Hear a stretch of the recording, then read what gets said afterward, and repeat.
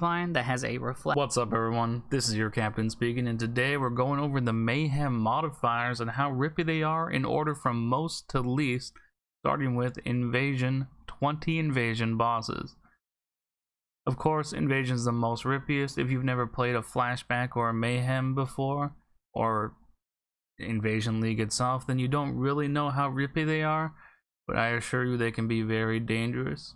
There's one particular invasion boss that looks like a porcupine that has a reflection aura, which used to be a thing in the game but isn't anymore. There's a chance that it is disabled. I think it got disabled last flashback they did in Synthesis, but I'm not actually certain about that. That one, if you hit it and you hit all the packs around it, and it'll just reflect and you'll just die instantly. So that one's dangerous. Another invasion boss is like Shiver Shell is its name, Notorious Detonate Dead Crab. If you find yourself killing a bunch of crabs over and over again, like it just keeps spawning crabs, you keep killing them, you're probably about to get detonated. Shiver Shell. Oh, this is the guy that does explode dead. Oh god! I just realized. Oh fuck! Triple rip. Early in the race, you could get run down by a couple of invasion bosses which can flicker strike to you or potentially place nasty damage over times on you, which need to be logged out of. That's particularly just a thing for hardcore. When you get to the coast or the mud flats and it's invasion, you're probably going to die unless you just fucking run, basically. Invasion is definitely the scariest mod. Late game in maps, they pick up rare monster auras and they'll just fucking bop you. Like, the invasion, by far the scariest. If you want to avoid random rips, then when you open invasion on a map and it's rippy, it's a red map, you should probably just leave it if you care about your character. Number 2 most rippiest is probably going to be surprising, Torment with 20 ghosts. Torment is actually much rippier than you may think because of the fact that normally we kill every ghost as soon as we see it because we're just sort of clearing like mindlessly, and we don't want to wait the 10 seconds for a ghost to figure out what a rare mob looks like anyways, so we don't really notice the impact of ghosts. But ghosts, when there's 20 of them, we're probably not going to be able to kill all of them before they actually get inside of monsters. And when a monster has 4 ghosts in it, sometimes it's going to be, it's going to be life stealing, it's going to gain endurance charges, and it's going to be 4 times as fast. It's got a rogue, it's got dodge. It'll just teleport to you and like instantly nuke you. Or you won't be able to get away from it and you won't be able to kill it. That is things that can happen with Torment. So it's something that you don't really think about now because you just see one Torment ghost floating around and you're like, oh, I guess I'll kill it.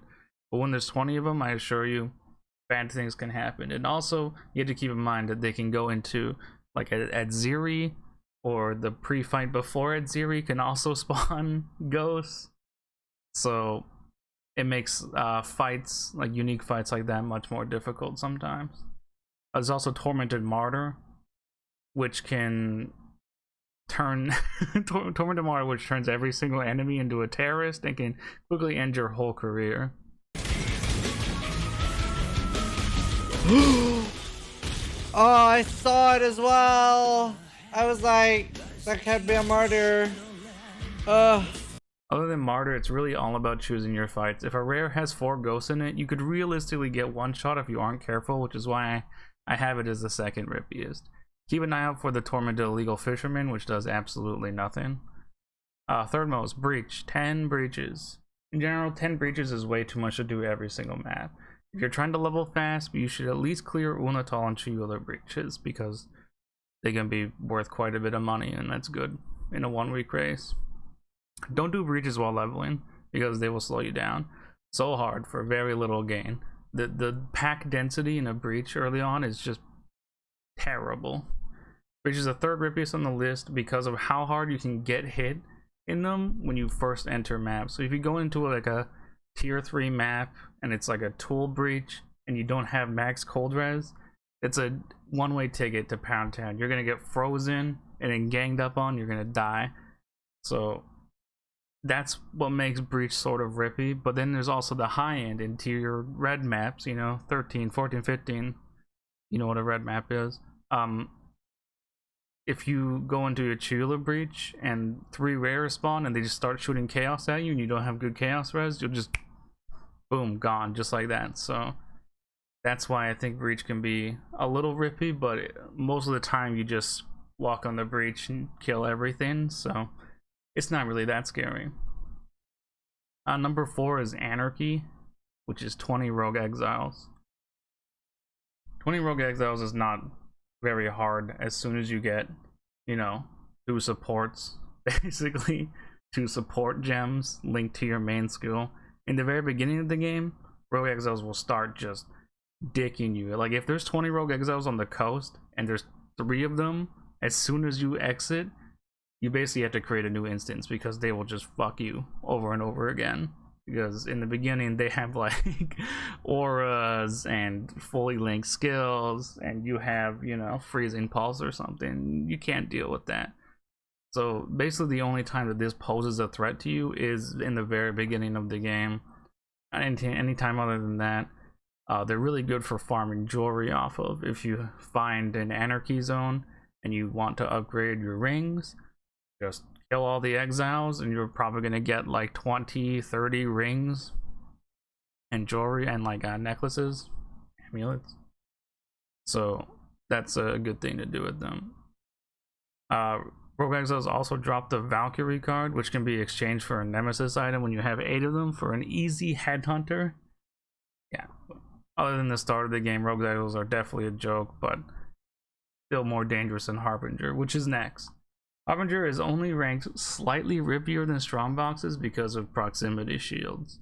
If you're a ranged character that's not as tanky as like a Juggernaut character or any of the Slam characters, having to run into a proxy shield to destroy it always has a chance of backfiring and just resulting in like a sad death. But other than proxy, other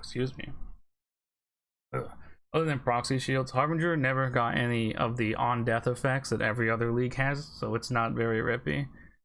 20 Harbingers every map though does mean that we'll get more Ancient Orbs and Harbinger Orbs, which in turn means more Headhunters and more Harbinger uniques. God, what's wrong with me? There's a chance that the fastest way to level will be doing beachhead rotations again, which is something all the way back from Harbinger League. People were doing the tier 15 beachheads and just doing them over and over and over again in a rotation quickly, and it was so much XP. You can see that coming back. The least deadliest is Ambush. 20 strong boxes. And do I even need to explain this one? It's strong boxes. They're not rippy. The only thing scary about them is if you walk up to one and click on it and it freezes you and you don't have a freeze removal, then, you know, you start to panic, you shit yourself and you log off, or you just die, you accept death because you made a mistake. The only other thing, I guess, is Detonate Dead on the box or Ice Nova. The Ice Nova recently doesn't seem to do that much damage, but I don't know, maybe that's just... maybe it still does a lot of damage, I just haven't noticed it, but the Detonate Dead can still for sure get you. Another note for strongboxes is unique strongboxes can actually spawn while leveling, and there's 2 that I would recommend doing. There's the Calm's Cache, which drops a guaranteed Calm unique, which can drop like the boots, the axe, the ring, the chest piece, Calm's Heart. Yeah, that's very good. If you drop a boots or a Calm's Heart at like level 5, which can happen, you're pretty much set for the league. You sell that immediately or to the first person that can buy it, and you're gonna be able to gear your first character just like that. There's also the Strange Barrel, which drops a poison unique, which can drop like, you know, Dendrobate, Mortem Morsu, just the uniques that people want on day 1 for their build, and you'll probably get like 5C out of that, you know, not much, but still good enough to do. It doesn't take too long, although the Strange Barrel does take like a minute, but that's pretty much it. That's it for the leagues. However, general tips, try to just ignore mechanics while leveling. You know, you can click on the box when you're walking by as long as you have freeze immunity. You can kill the exiles that you see, but don't do the breaches. Don't kill the harbingers, because that's just gonna add like so much time. 20 harbingers on the map. If you're clearing all the harbingers in your leveling zone, you're gonna be so slow. Survivability is key. Extra defense layers should be considered for this league. Highly consider dropping damage for defense if you're trying to push the ladder. You probably won't win a Demigod's Authority if you're watching this video, and that's okay. The race is not about having fun, not about being the best. Anyways, my video has run out, so I guess I will end it here. Thanks for watching. If you enjoyed the video, please like it and subscribe. Tomorrow there'll be another video showing the builds that I think you should do if you want to win a Demigod. That's about it. Thanks for watching. I'll see you next time.